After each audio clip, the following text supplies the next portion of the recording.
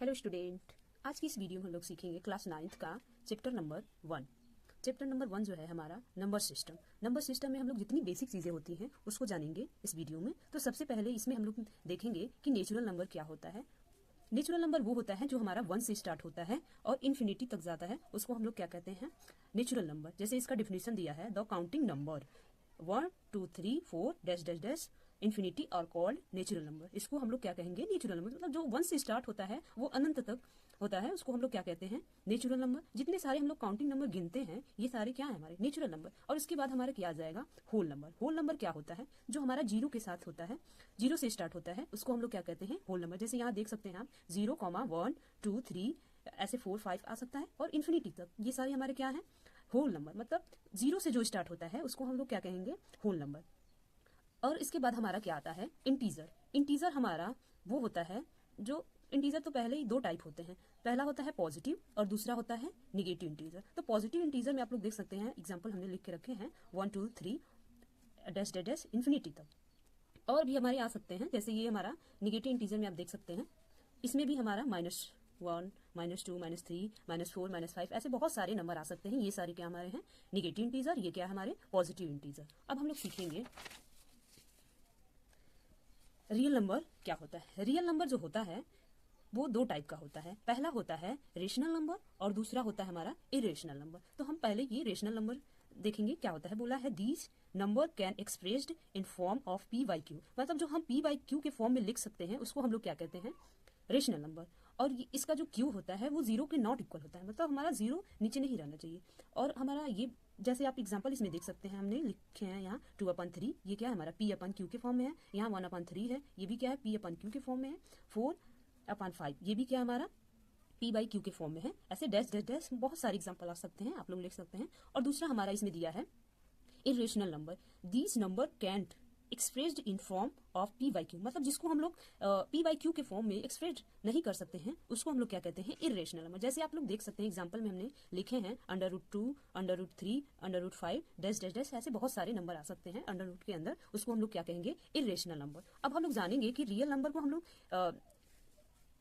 किस में रिप्रेजेंट कर सकते हैं। जैसे यहाँ दिया है it contain all rational and irrational number that can be represented on number line. मतलब रियल नंबर को हम लोग नंबर लाइन पे रिप्रेजेंट कर सकते हैं, जैसे हमने इस पे रिप्रेजेंट किया है। इधर हमने नेगेटिव इंटीजर लिए हैं और इधर क्या लिए हैं, पॉजिटिव। और इसमें बीच में जो जीरो आता है ये कैसा इंटीजर होता है हमारा, ये ऐसा इंटीजर होता है, ये ना तो नेगेटिव होता है ना ही पॉजिटिव। तो इसको हम लोग इंग्लिश में बोलेंगे नाइदर, मतलब zero is neither positive nor negative. मतलब ये ना तो नेगेटिव होता है और ना ही पॉजिटिव होता है, जीरो। अब हम लोग सीखेंगे, अब हम लोग टाइप ऑफ डेसिमल एक्सपेंशन सीखेंगे कि कितने टाइप के हमारे डेसिमल एक्सपेंशन होते हैं। जैसे इसमें हमारा पहला होता है टर्मिनेटिंग। टर्मिनेटिंग में क्या होता है, जिसको हम डिवाइड करते हैं वो हमारा क्या होता है, टर्मिनेट हो जाता है, जिसमें रिमाइंडर नहीं बचता। जैसे इसको हम डिवाइड करके देख सकते हैं, अब 2 से हम इसको डिवाइड करेंगे तो ये हमारा 2 1 2, ये हमारा कैंसिल हो गया, फिर 5, ये 2 2 4, यहाँ हमारा क्या आ जाएगा 1।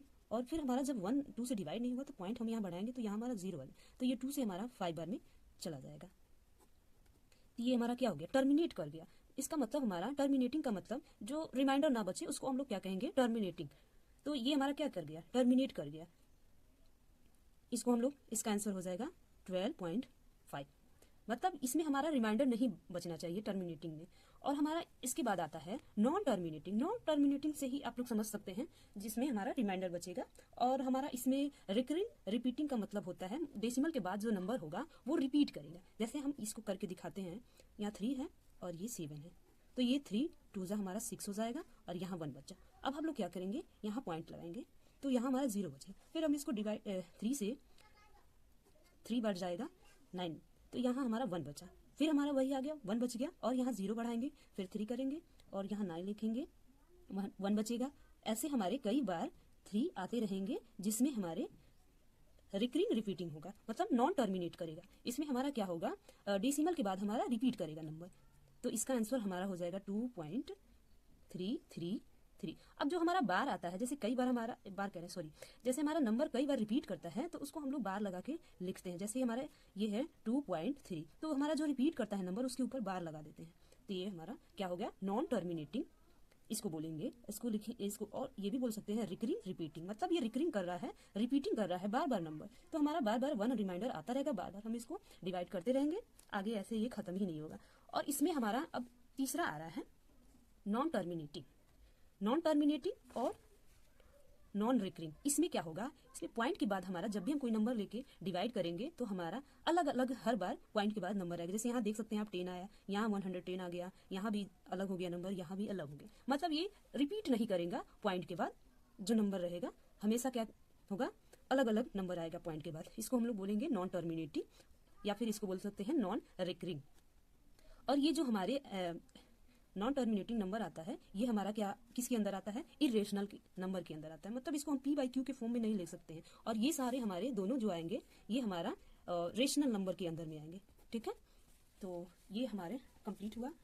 Thank you for watch.